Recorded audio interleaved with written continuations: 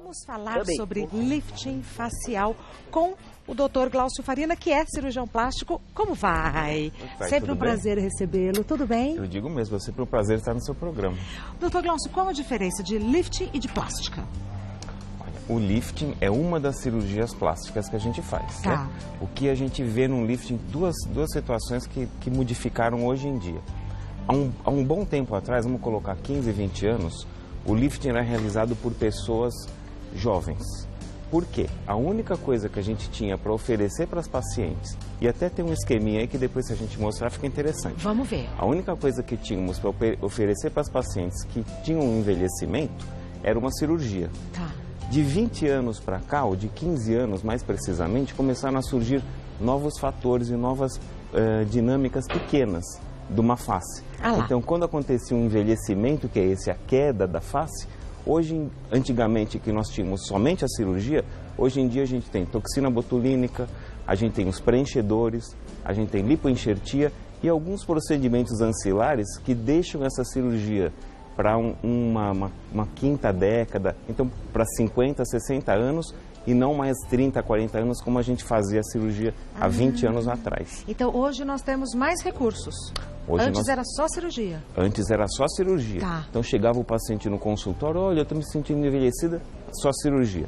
E outro detalhe, a cirurgia era uma cirurgia mais superficial. O que significa isso? A gente tratava quase que exclusivamente a pele. Então a gente ia para a cirurgia, fazia uma incisão, tracionava essa pele e tinha um resultado cirúrgico X. Hoje em dia, a gente passou a fazer um tratamento mais profundo. Então, a gente respeitando essas linhas de incisão que são as mesmas. Interessante. Então, assim, esse é o envelhecimento da face, que a face cai num sentido vertical. Sim. E a gente traciona ela para cima através daquelas incisões. Antigamente, fazia-se essas incisões respeitando o couro cabeludo, né? A prega anterior da orelha e posterior da orelha. Então, é uma incisão grande. E a gente puxava só a pele. Hoje em dia, a gente faz um tratamento mais profundo de toda a musculatura da face. Então, a gente pega o sistema músculo-aponeurótico superficial que está embaixo da pele, traciona a musculatura, retira o que está a mais e faz uma aplicatura. A gente amarra essa musculatura, deixando um resultado mais duradouro e um resultado também menos artificial. Isso que eu ia falar, fica muito mais harmônico, né? Sim, com certeza. Então, a cirurgia de hoje ganhou nesse aspecto. Vamos então aos mitos e verdades sobre esse assunto. É mito ou verdade que o lifting facial para o processo de envelhecimento? Não, isso é um mito. O que acontece? Quando a gente faz o lifting facial, a gente tem uma sobra de pele, alguma coisa assim, uma musculatura que está em desarmonia ou agindo muito fortemente. Então, o que a gente faz? Nós fazemos a cirurgia, essa cirurgia é retirada a pele, tratada a musculatura, deixando um resultado muito bom. Porém, o envelhecimento vai continuar naturalmente, né? A gente devolve alguns anos para a paciente, como se a gente atrasasse o relógio, mas ele vai continuar funcionando normalmente. Então, o tempo é implacável, não tem jeito. É um processo irreversível, né? Infelizmente. É mito ou verdade que deve ser repetido em um período curto de tempo? Não.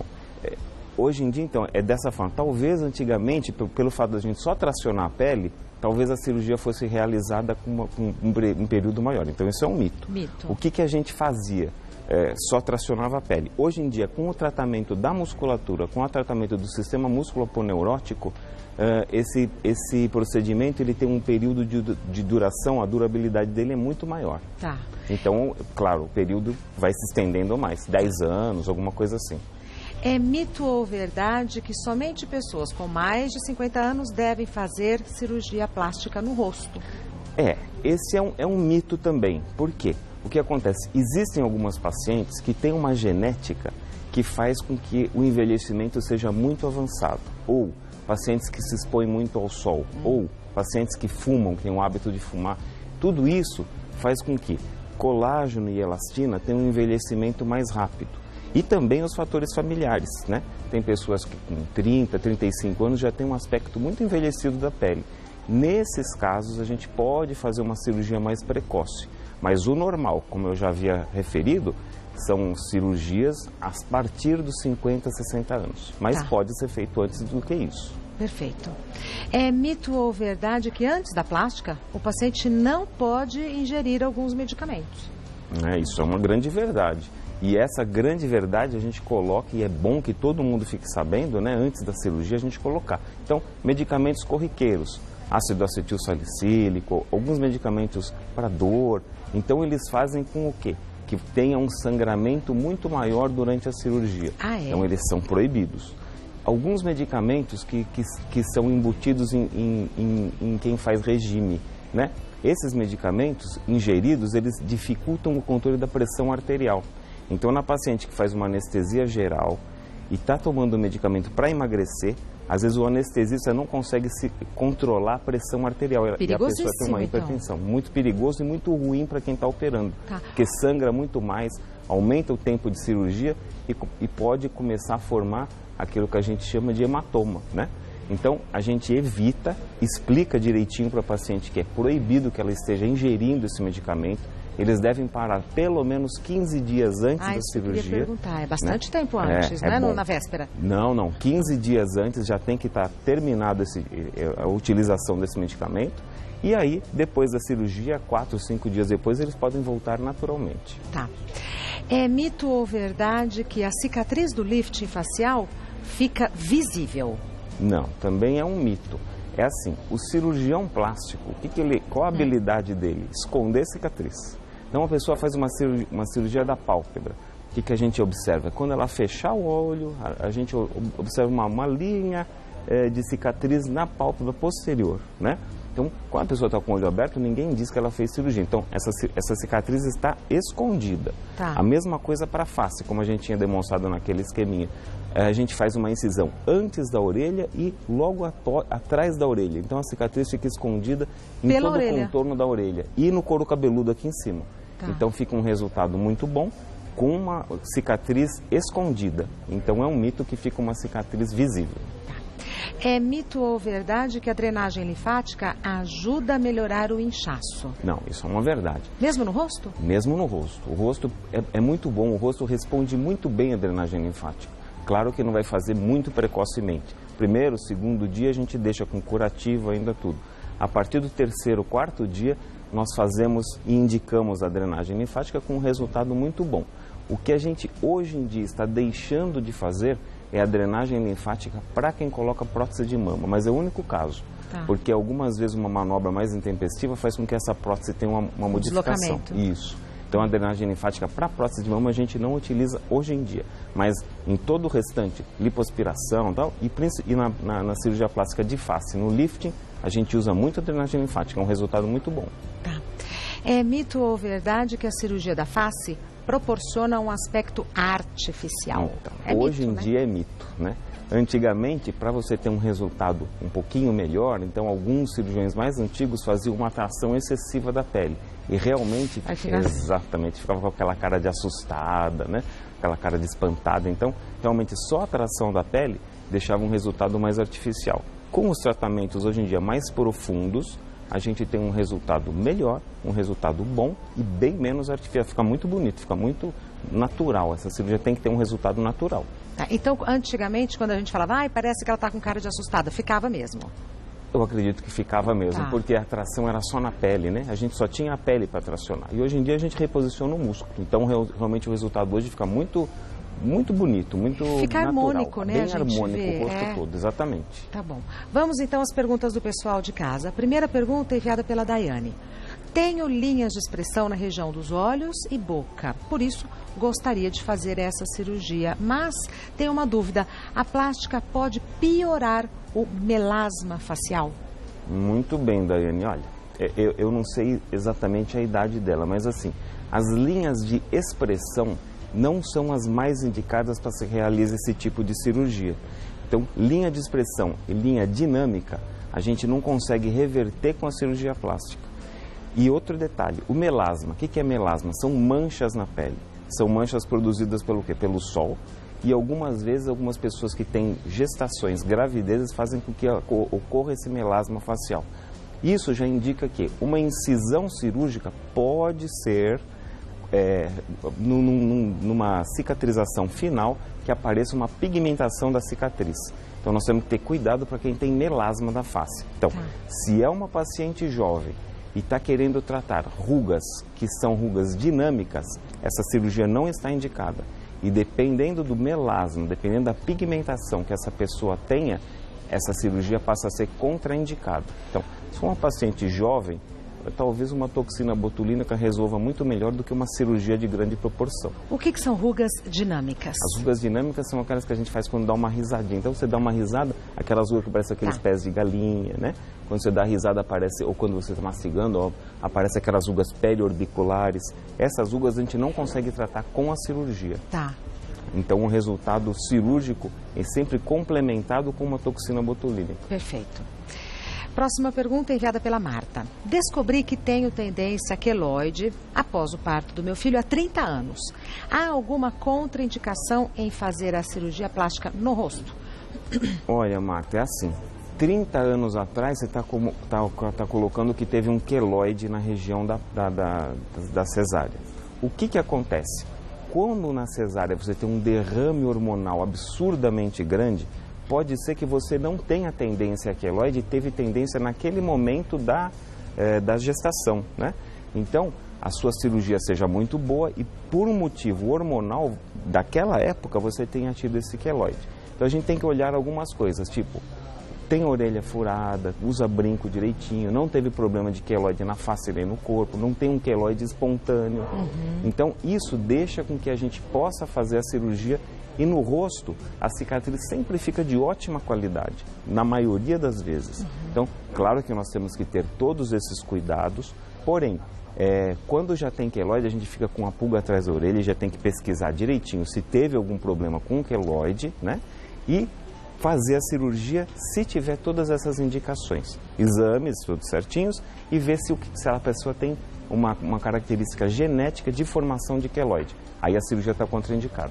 Então vale a Marta fazer uma investigação, porque o veredito não está dado, né? Sim, passar com o médico dela, ele vai fazer uma avaliação, porque de 30 anos atrás pode ter mudado alguma coisa. Então ele vai fazer uma investigação, tudo. Às vezes ela teve um cortezinho e teve uma cicatriz absolutamente natural, orelha. Eu furei a orelha, pus um piercing agora, o ano passado está tudo bom. Ótimo, então isso aí já estimula que a gente faça a cirurgia, não tem problema. Perfeito.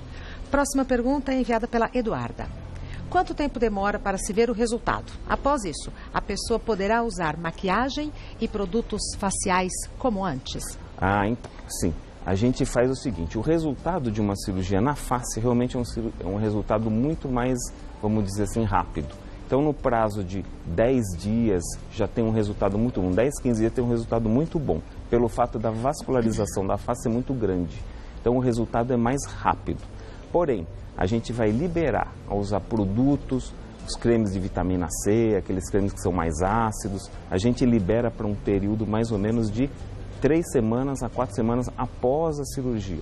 E aí libera e ela vai ter uma vida absolutamente normal para sempre, usando os medicamentos que ela usava antes da cirurgia sem problema, depois de 3 ou 4 semanas. Ô, doutor Farini, como é que é a recuperação? Dolorida, complicada, o rosto fica muito deformado, como é que é?